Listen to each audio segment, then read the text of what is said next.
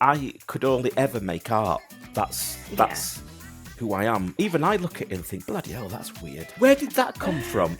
Whether you like it or not, I maintain that every disabled person automatically is an activist.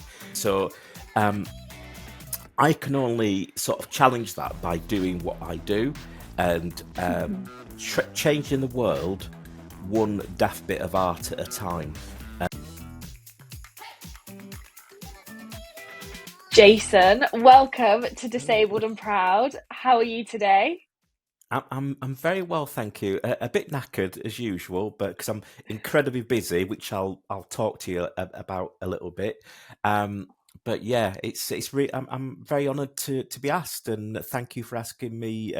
To come on. So yeah.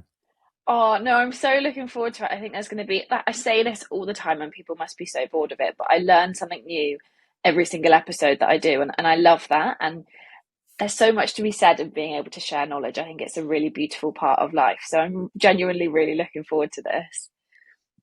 Now, the first question that I ask everybody on this podcast is how do you refer to your disability? Um, a disability. I say I'm disabled. I um Mm. I was in America and I was being called handicapped, which I found really weird because you know all about the handicapped, the term where it came from, cap in hand, Hmm. all that kind of stuff. But disability, I've never had a problem because if I'm describing myself professionally, I'll say I'm an artist with a disability Yeah. because I'm not my art's not disabled. My art's very liberated and stuff. But I became disabled as well in 1980, which was apparently I was Hmm. told as well that it was the best year to become disabled because it was the International Year of Disability, and it was Hmm. shocking. Things were really bad then. But Ian Drury was in the charts with Spasticus Autisticus, so there was like this real sort of rebellious thing happening with the Hmm. disability activism movement, which is part of my DNA. So, but coming back to your Yeah. first question, I am disabled. I'm very proud. Yeah.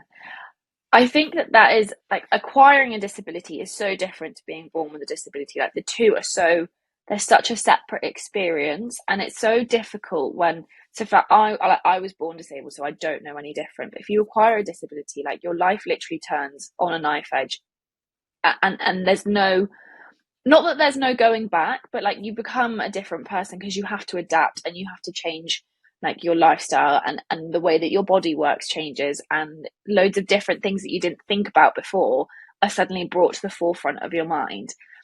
And what was that experience like for you?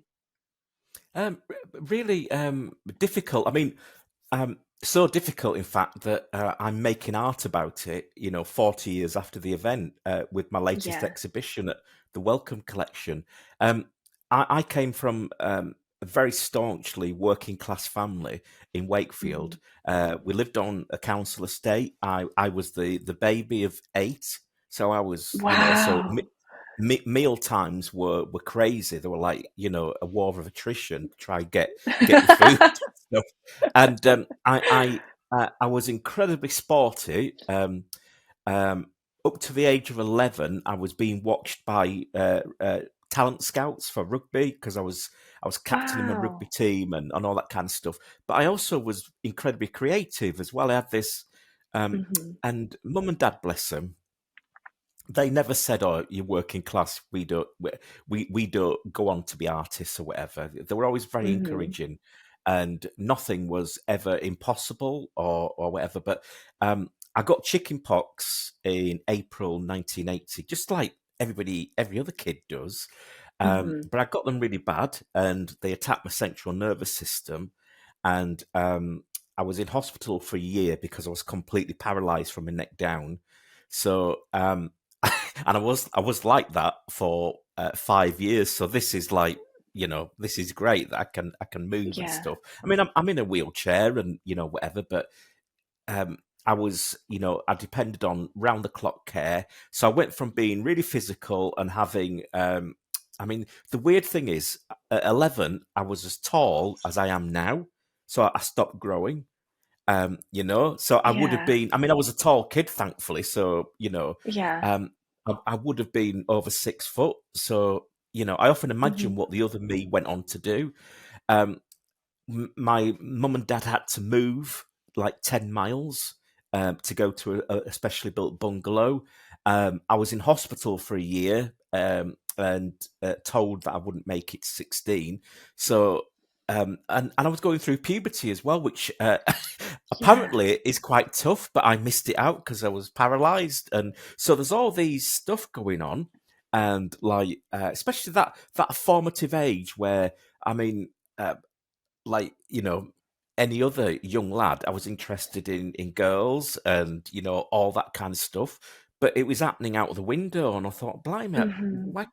all my mates were kind of running off and having their first romances and stuff, and I'm in a hospital bed. I thought, blimey, what, what's the deal here? Because I went to a Yeah. special school as well that didn't bother with sex education because why bother? Because none of us Because are going to have you're gonna relationships. be Yeah, yeah. yeah, Yeah. yeah.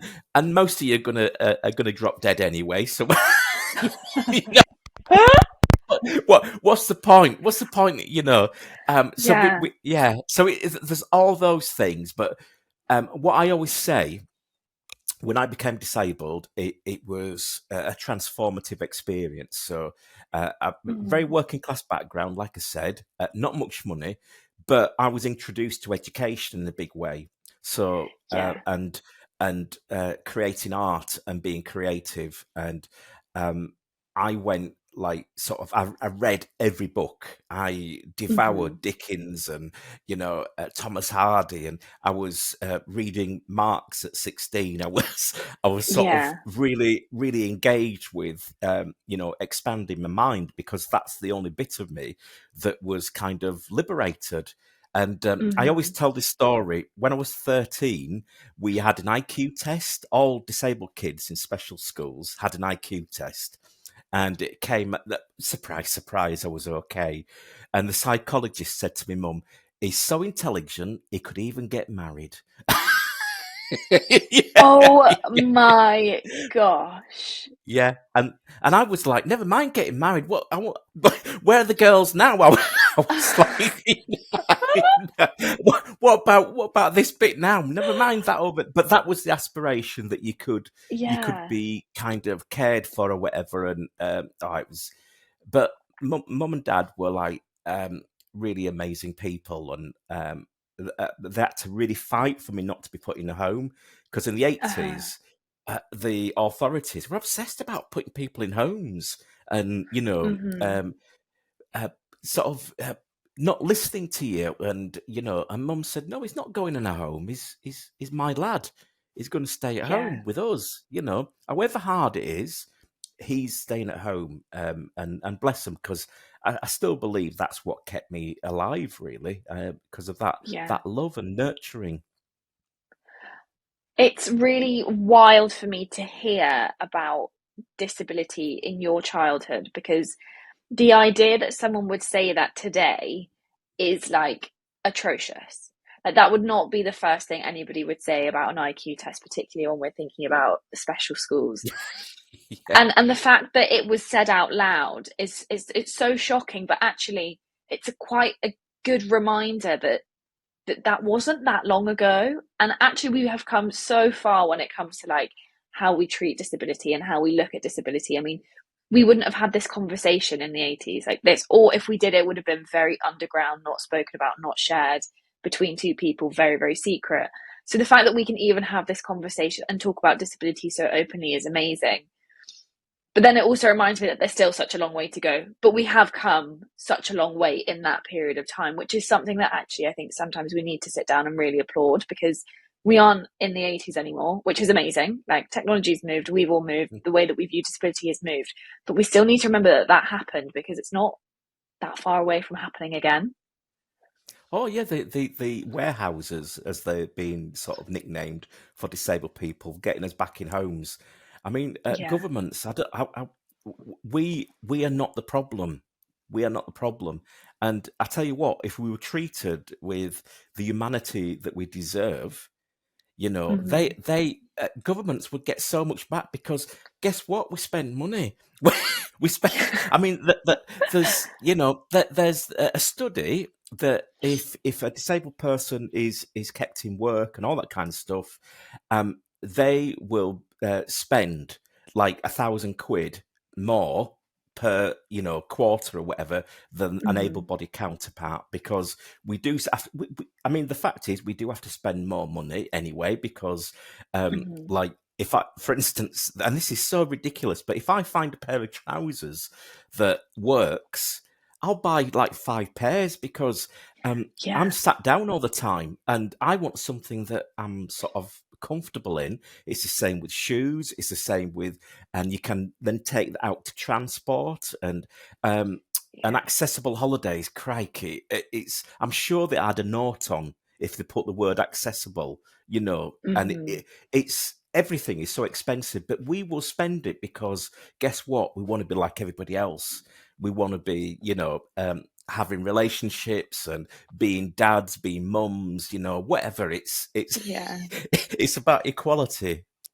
Mhm. And that's so true that actually we disabled people, like the purple pound has so much weight behind it. And when you look at brands that have really onboarded their like disabled community, they absolutely thrive because the disability community know that like whatever brand has their back. And that, like, even for me, I know for a fact that if a clothing store doesn't use disabled models, I won't go near it. But if I Yeah, see yeah, someone who looks exactly like me, I'm like, oh my goodness, the clothes could look like a bag of crap on me, but I would still yeah, buy it yeah, because I'm like, yeah, I can see myself there. And that's so right. We do spend more because we have to, but also we're really loyal customers, like super loyal customers. And like that would be, people need to get on board with realizing this a lot quicker than they do.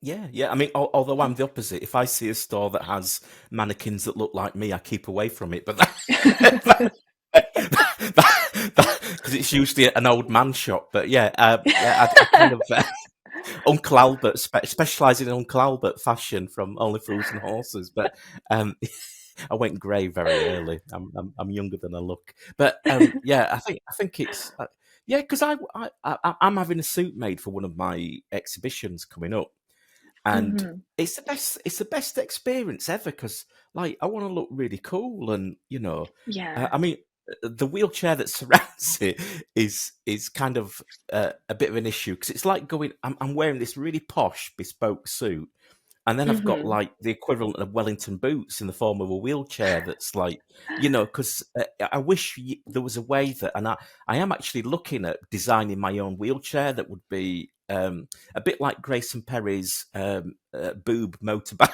It's got a motorbike with boobs and stuff, and I thought, well, yeah, I'll do the same. I'll do something really sort of out there and Hmm. challenging because yeah, wheelchairs they haven't really caught up with that really. That wheelchairs can be funky and like Yeah. although a middle-aged bloke shouldn't be saying the word funky, I would be I would be hunted down by youth. I don't think so. I think you're cool enough to pull it off for sure. Really interestingly, you said earlier that your art and like your work has, but you're still creating pieces of artwork around about the time that you acquired your disability. And I was wondering, how has becoming disabled and acquiring your disability like really impacted your work and what you do? It changed everything. I Hmm. see it as because my exhibition at the Welcome Collection, which opens at the end of March, is called Jason and the Adventure of 254. Now, Hmm. when I was diagnosed on the 1st of August 1980, between half past two and half past three, there was the Moscow Olympics on the TV. At the end of my Hmm. bed was a TV. So the doctor, my consultant, was giving the bad news to mum and dad, and I was watching Sebastian Coe and Steve Ovett in the 1500 meter men's final at the Moscow Olympics. And on Hmm. Sebastian Coe, who won the race, had the number on his shirt 254. which we think is the 10-minute window, 250, when I was actually diagnosed. So this like huge kind of how is that for the stars lining up? So I've recreated the hospital ward, but you Mhm. wouldn't you wouldn't recognise it as a hospital ward because it has a 5 meter sculpture of a version of me in the hospital bed. Mhm. You can see inside the body, and you can see a bits of like the kind of how the body works, and there's a thing that shows you how the nervous system works and stuff, and Mhm. you get some other surprises. There's some dioramas all the way around that are in these boxes that have memories of childhood, Mhm. and because it's all about the interior. There's a sculpture of Sebastian Coe at the end of the bed.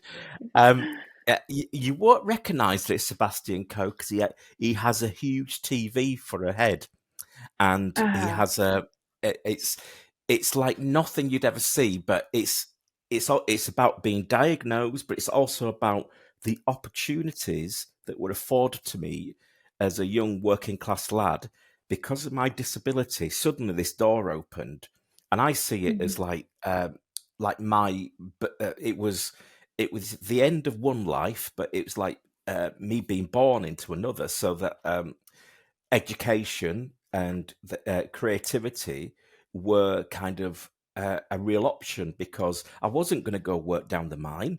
I wasn't going to go Mhm. play rugby professionally. I wasn't going to do any of those things. So I kind of went, down this other path, and the exhibition is all about that. And I've been making art about that moment in time because I was in bed for basically a year, and then throughout my Uh-huh. teenage years. So it was a huge thing, and um, all I will say, I mean, that I firmly believe that I was kind of suffering from, a form of PTSD as a result of it as well, because Mhm. all I will say about that time is people were looked after very differently.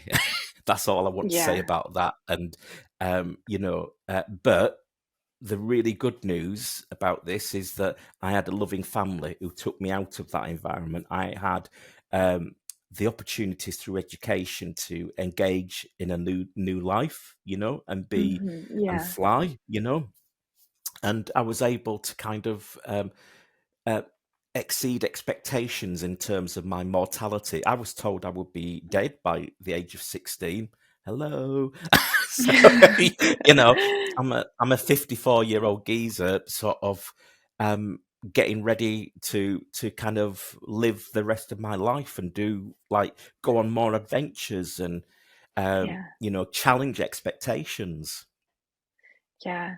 And I think that's so important to challenge our expectations, particularly around disability. And I was actually having a conversation with someone the other day that said something along the lines of, with disability, you kind of have to really know your boundaries quite quickly. And it's not necessarily about stepping outside those boundaries, but it's being able to grow and expand, but also still having those boundaries intact, because it's so important for disabled people to have their boundaries intact, because so often lines are crossed and there's medical negligence, and people ask questions, and like people will touch your chair, or there's so many boundaries that people cross and they don't realize how important they are. But actually it's still so important to be able to push those boundaries, because like if you don't grow, and if you don't grow then you're stagnant. And I'm not a big believer of being stagnant. I think being stagnant is one of the worst things in the world. But there's so much to be said from creating art, particularly from pain points in our life. And I think that it's really laudable for you to almost put that on display, because even though it might not look exactly how it was, it's not like it's realism, but to be able to explain that in a different way and move through it in a different manner, I think must be quite cathartic. Well, you said something interesting earlier on about like there's a difference between being born with a disability and then becoming disabled in later Yeah. life. I'd go one further. I was born as an artist. Yeah.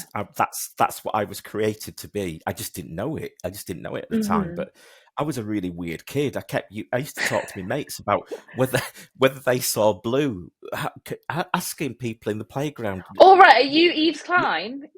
Yeah, yeah, Casually, yeah, like, yeah. And it's like, and thinking, is this like normal? Are people seeing what I'm mhm, seeing? There's all this kind of visual stuff, and but so I could only ever make art.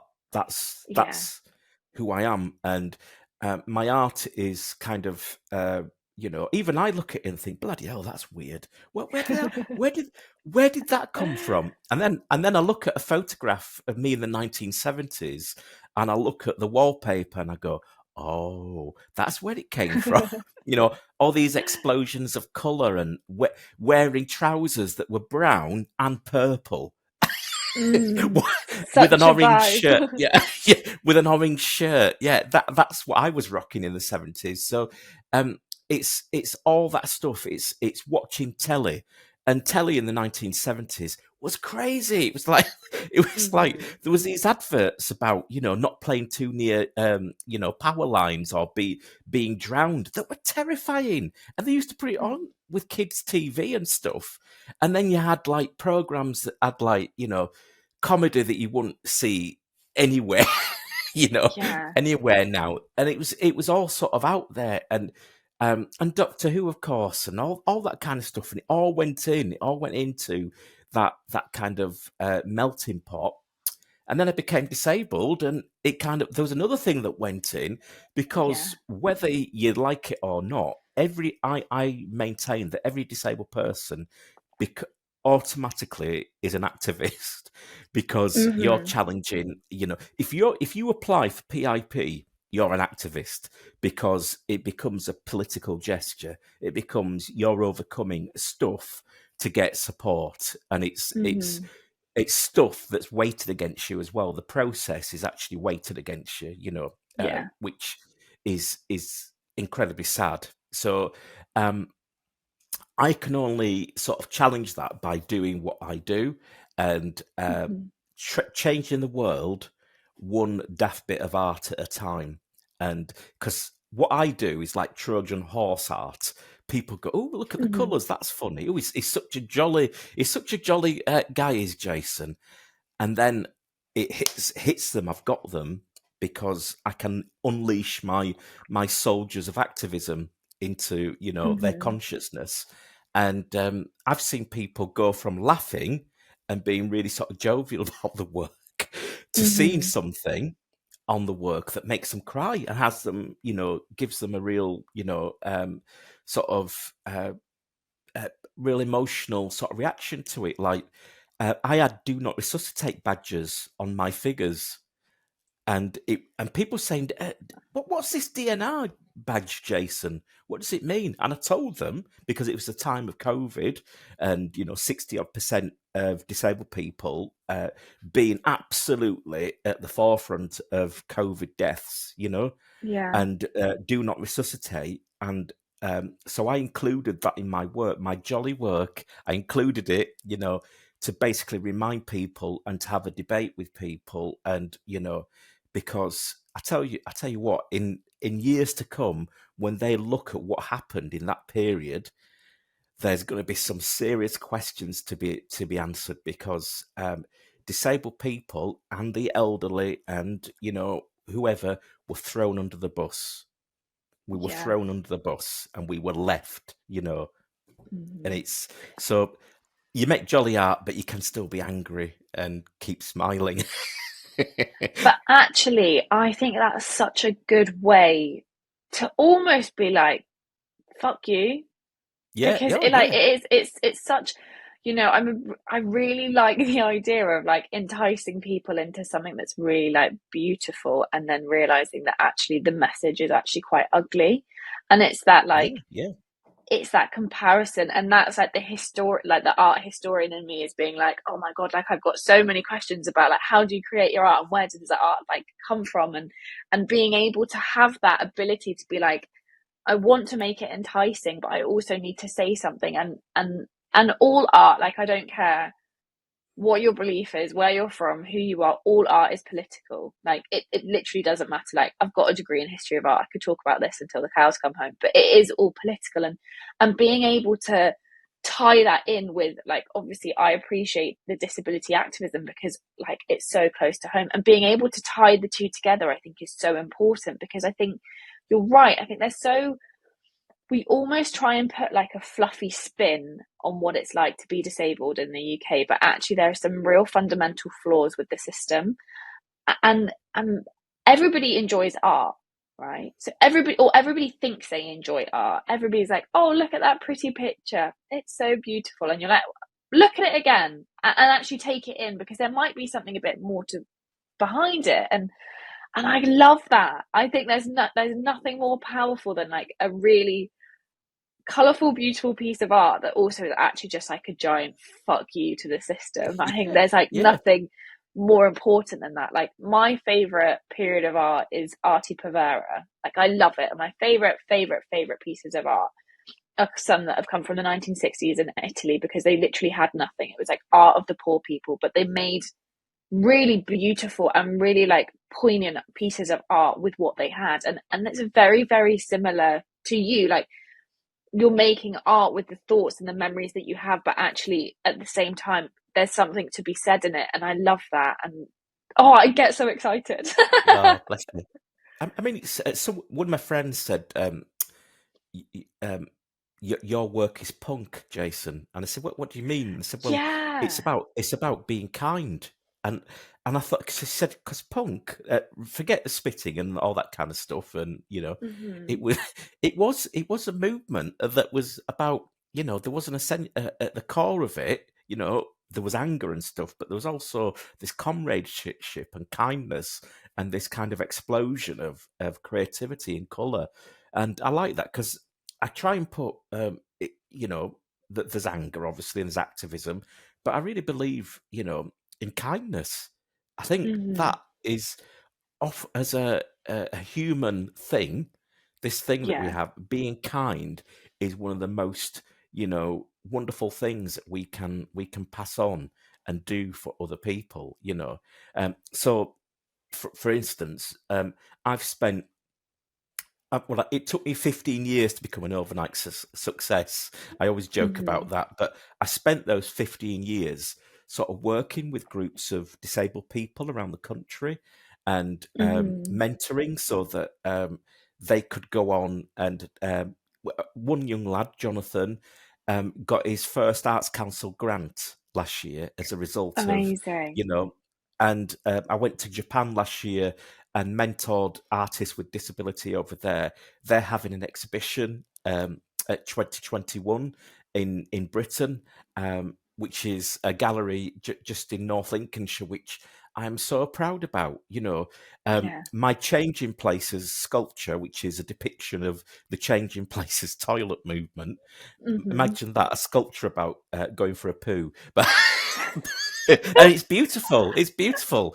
Um, as a result, everywhere that has been shown, there's a Changing Places toilet there now. Yeah. So changing the world a little bit at a time by making a stand and really engaging with people, not shouting, because shout anybody can Mm-hmm. shout, any lunatic can.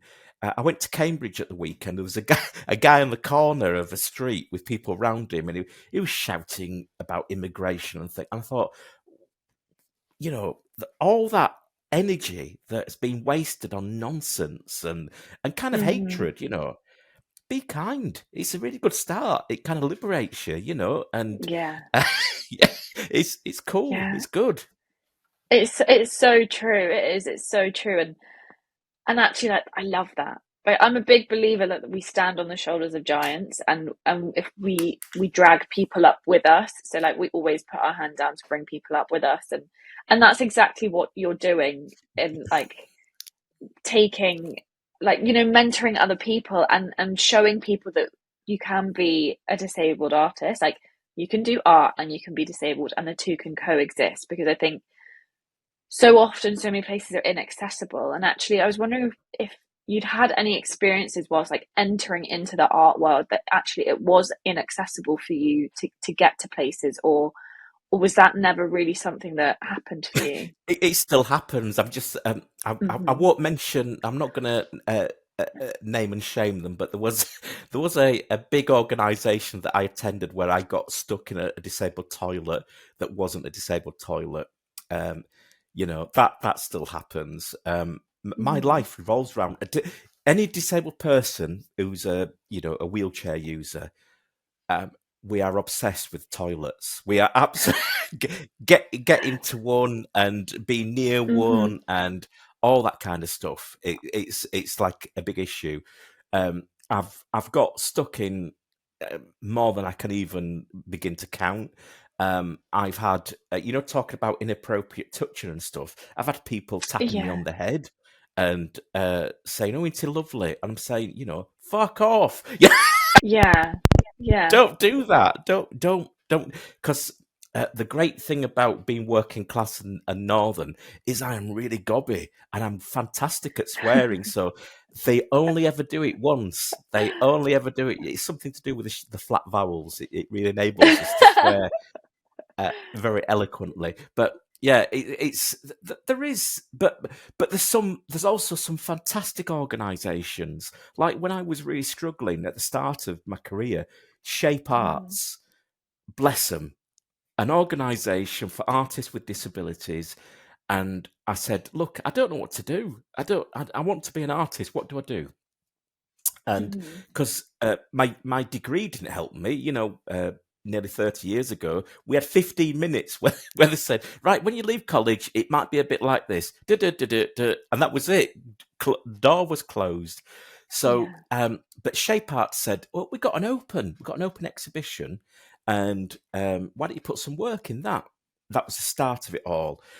In lockdown, um, Jeff, from one of the guys that works at Shape Arts, rang me every other week to see that I was okay in Mm-hmm. lockdown because that is the you can't buy support like that, and because of their support, I went on to go to Qatar and create work at the Museum of Islamic Art.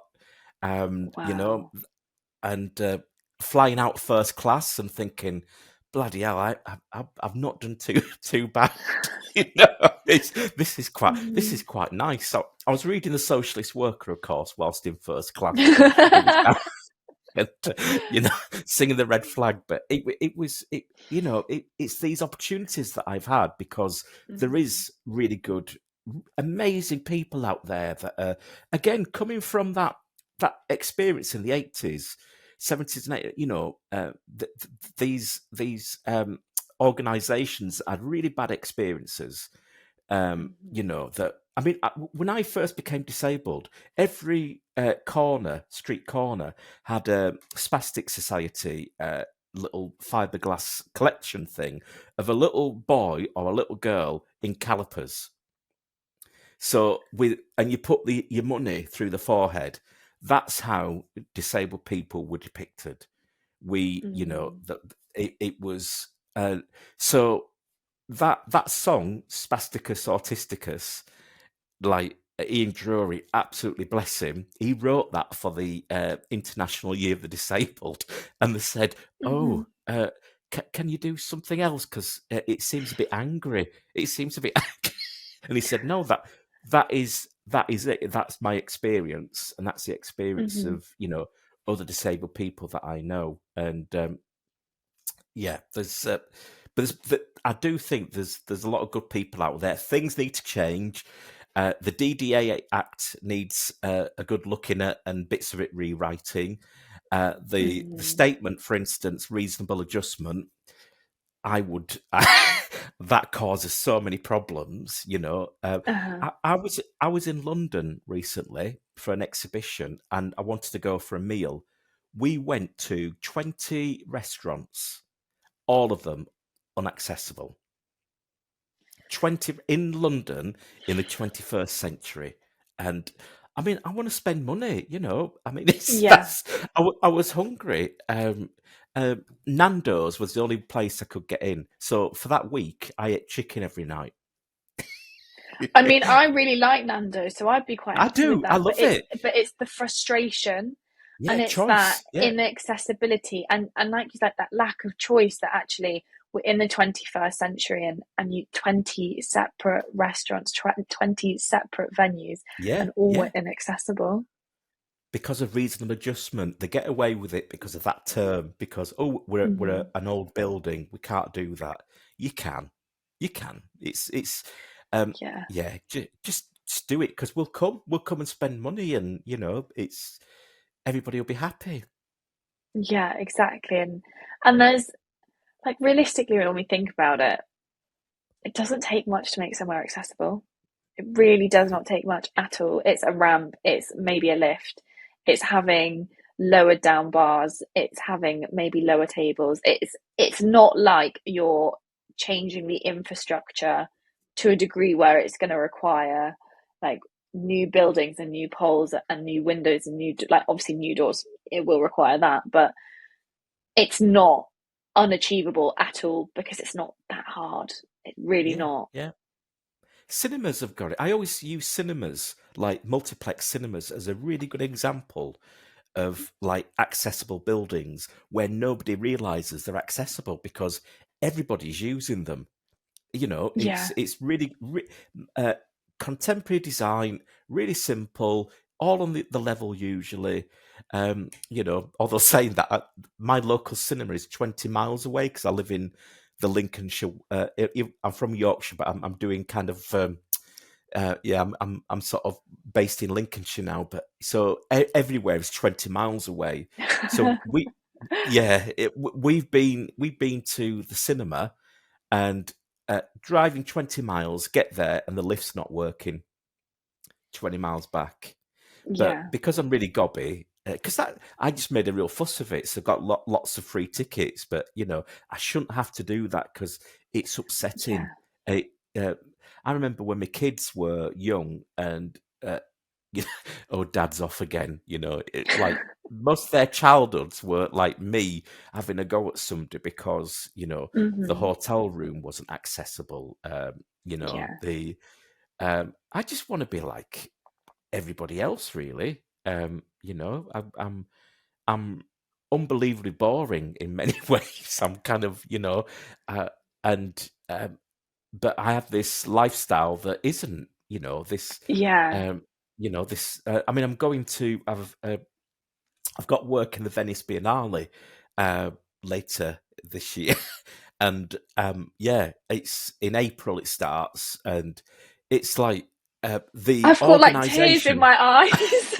Yeah, but it's again, it's not bad for there's other things as well which I'm not allowed to talk about, but there's lots of really big things that are happening, and they're really lovely. They're really. Uh, But I've got to do like loads of organisation because I've got. I'm really greedy. I've got three major operations as well this year to have. Um, just you know, casually, not a problem. yeah. And that's, because I always joke, Damien Hirst doesn't have to put up with this. Damien Hirst doesn't have to. He doesn't have to worry. I've never heard him mention, oh, I'm a bit worried about having a poo at this. Do you think I'll be able to have a poo when I get to the gallery? Do you think it'll be all accessible, the Mm, loo? I've never heard him mention that. But yeah. yeah, so it's kind of I've got this amazing lifestyle, and but it's bloody difficult sometimes. Like, can you imagine going to Hmm. Venice in a powered wheelchair? So I'm in this really heavy wheelchair, and we're going in June. It starts in April, but I'm going in June, and basically we're having to book taxis and stuff because it's all on Yeah. water. So it's going to be a bit bonkers. But you know what? If I was asked tomorrow to go into space, I'd do it. I would do it. Yeah. I'd do the Stephen Hawking. I always say when people say I can't do this, I say, well, Stephen Hawking went into space and allegedly had two affairs. So if he can do that and he can't Yeah. even move or talk, if he can do that, you know, it's like possible. There is it's doing it because it's difficult, and Yeah. And you're allowed to moan about it as well if it is difficult. But actually, that's so important because I think a lot of people have this idea of like the angry disabled person. And it's not that yes, there are certain things that really upset us and really anger us. And actually, it's very, very just and very, very valid. But you are allowed to be angry. I think as a society, we've equated like anger to be bad, but actually that anger is a very normal emotion that we have, and we're allowed to express that. And actually, if you don't express it, then that's going to cause you problems like later down the line. So actually, you are allowed to moan about it, and you are allowed to be angry, because if you're not, then nothing really changes. Absolutely. It's yeah, say it. What's Yeah, that expression that exactly. you hear on the train? See it, say it. Is that was it? Sort See it, it. say it. That's it. Yeah, I think that's pretty See apt it, for say it, life. Yeah, sort it. yeah, yeah, yeah. And thank you, Nando's. Yeah, I'm open for sponsorship. Yeah, yeah. Oh my gosh, that would be the dream sponsorship, wouldn't it? Like, get It, yourself a Nando's it Black would. Card, never have Yeah, to pay for it ever again. it paid in buckets of hummus. I think that that would be really good. Oh my gosh, maybe that's your next sculpture. All It's the payments in hummus is hummus. all.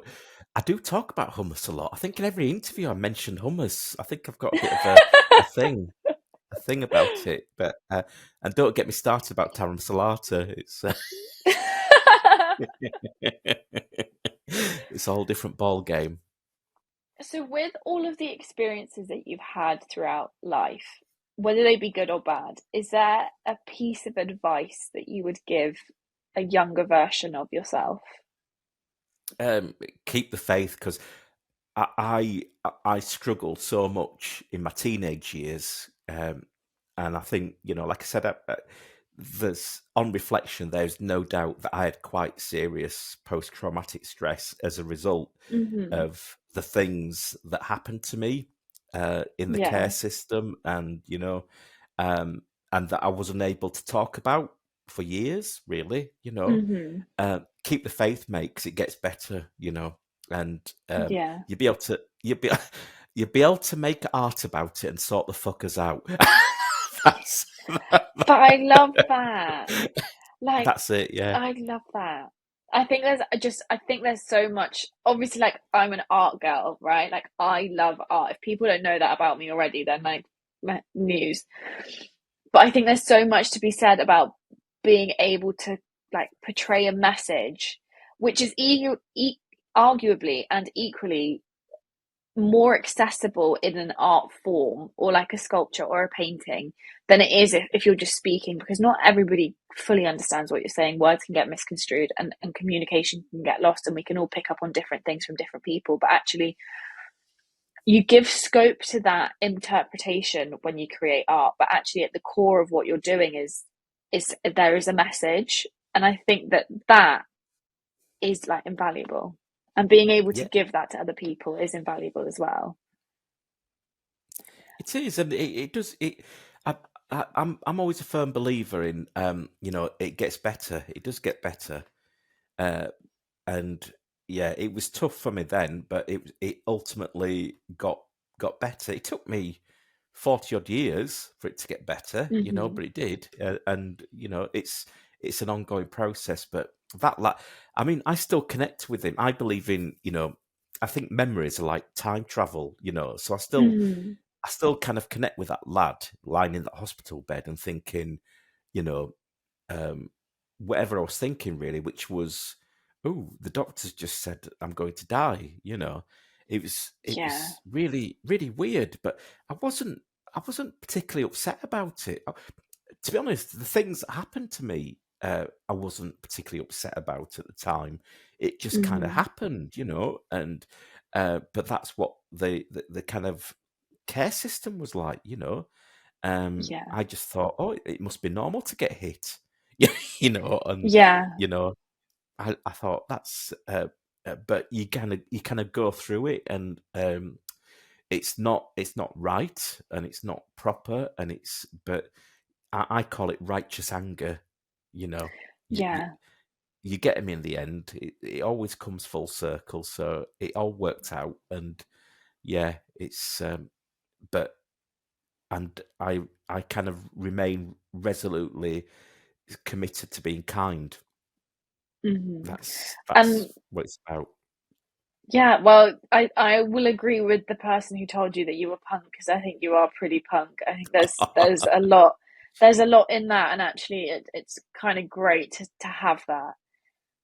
Upon reflection and upon looking back at times that were maybe a bit more difficult than they are now, is there a positive trait that you have found that you have, and it's really something that you're proud of on reflection? Yeah, I am incredibly funny. I'm, I think humor is. I mean, it's all relative, isn't it? But I like Hmm. making people laugh. I like joy. I like I'm just as kind of influenced by comedy and kind of Yeah. humor as I am by Van Gogh and Frida Kahlo and Hmm. um, all them lot. So it's kind of yeah, it's using humor to kind of deal with bleakness and it's got me out of some real scrapes. It's got Hmm. it's having that kind of sense of you know believing in the light at the end of the tunnel is Yeah. kind of it does it gets closer eventually and you get through it, but yeah, I think that kind of resolute commitment to laughing is good. Yeah. Just for my own personal curiosity, who would you say are like your biggest artistic influence? There's the Guston show, Philip Guston show at the Tate at the moment. If you look at his work and you see the work in the Welcome Collection show, you'll say he's very influenced is Jason. Frida Kahlo, of course, because Hmm. she's that famous quote. She said, I make art about myself because I'm so often alone, and that's an experience Yeah. that disabled people have a lot, because or Hmm. whatever. And I kind of love that because even though she had disability, she was a right bugger. She was like, into everything and like, so many lovers. I mean, she had a relationship with Trotsky, and there was the female dancer in Paris. She was just amazing, and like she was like full of life. She was Hmm. she was a diamond. There's been nobody like her, and she didn't compromise. And every day she put makeup on, even when she was in loads of pain, and painted her spinal corset and stuff because she was beautiful and wasn't Yeah. defined by that disability. And so I love that. I mean, there's uh, there's kind of there's so many. I mean, I watch like BBC Four as my because I'm an old geezer. I like watching BBC Four because they got really good documentaries on it. But Hmm. from hedgehogs to the history of art, and I mean, I still get excited. I still get that feeling in the pit of my tummy when I look at a Caravaggio, or Yeah. I see a Lowry, or I see Van Gogh. It's I and sort of that sense. And Michelangelo, the sculptures of Michelangelo, where you see the veins, and you kind of Yeah. think, bloody hell, how did a human do that? Hmm. How did this this bloke who was like full of contradictions do something that was so beautiful and Yeah. intense and incredible? And so the history of art weighs heavily on my shoulders. There's so many artists that I go into when I need inspiration, or Yeah. I want to kind of engage with ideas, or how did that person deal with it? And it's beautiful. It's all there. Yeah.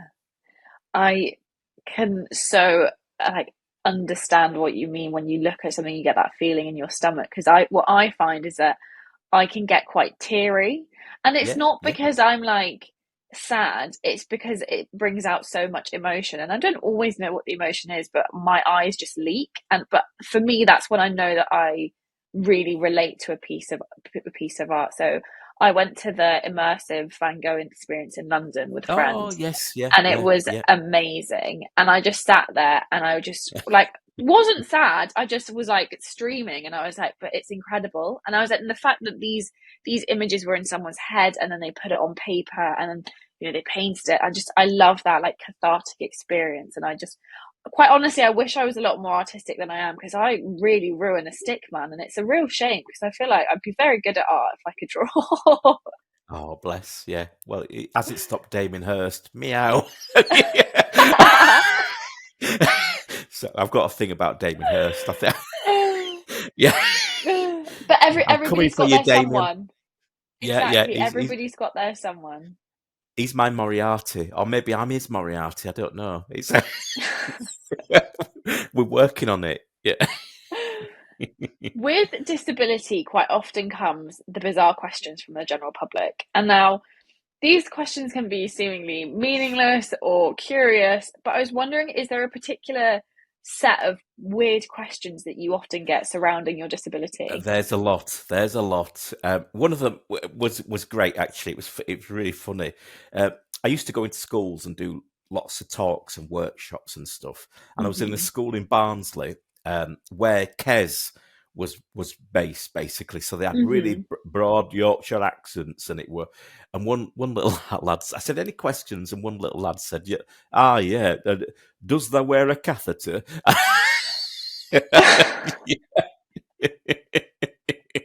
And people are really interested in how I get upstairs and into bed and things like that. Mm-hmm. And also, when I tell them that I've got kids, you can see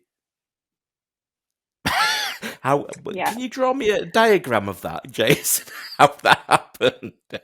Does two So and two really make four? Like, is that how it yeah, yeah, works? yeah. It's you can even now it's and like I've said to you, the hotels, accessible rooms have twin beds Mhm. Right. because obviously we don't sleep together and we don't have a life like everybody else does. So yeah, it's but the questions, yeah, I've had people just say what I mean. As an artist as well, I get like I just wanted to come and say hello. I don't like your work, but yeah, I think your work's heinous and crap, and I've had Yeah. I've had a great yeah. time, but I think this is awful. Yeah, but you're all right, and then pat me on the head and walk off. But so it's, Yeah. I think it's, yeah. But the disability, I find that people want to tell me stuff like really personal things as well. Like, oh, Mhm. he wouldn't, he suffered. I'll tell him. I don't bloody want to know about your piles. Don't- But if you got any juicy gossip, tell me that. But keep your ass out of it. I don't. Yeah. Yeah, people just want to come because it happens. I was at the Guston exhibition and somebody came up and started telling me very personal things about themselves. Whoa, I'm looking at Too the far. painting, mate. Yeah, yeah, leave me alone. I don't understand. I'm not Yeah. empathetic. Oh dear. Oh, I have to say, I have thoroughly enjoyed this conversation. And I've loved that we've kind of transversed quite a lot of period of time, because it's, again, like as I said earlier, it's nice to see how far we've come, but it's also a reminder that we've still got a long way to go. But we Absolutely. have come somewhere. Like, we're not where we were in the 1980s, and I've loved that. And I want to thank you for having this conversation with me. I only have one final Yeah, question for yeah. you, and that is, Jason, are you disabled and proud? Yeah, yeah, yeah. I am. I think, yeah. It's taken a long time, but yeah, Mhm. I think I am. Yes, resolutely. Thank you so much for coming on this podcast and sharing your knowledge. I have absolutely loved it. And if people want to see your art, where can they find it? Oh, blimey. It's at the Bloom Museum in London at the moment. I've got some Mhm. inflatable sculptures there. I've got a show opening at the Ferrens Gallery in Hull. I've got another show opening at the Usher Gallery in Lincoln, and the Welcome Collection is opening in March, and then I've got the Venice show. So Yeah. yeah, it's pretty huge. Um, yeah, Like that's such an amazing feat to have. Like the Venice Biennale is fucking incredible. Like it is. well Yeah, done, like yeah, well done you. yeah, Like yeah. it's so impressive, and thank you for giving up some time of your day to come and chat to me. Like I've genuinely loved it. Oh, bless you. It's really lovely to meet you, and yeah, I hope our paths cross again in the future. Me too.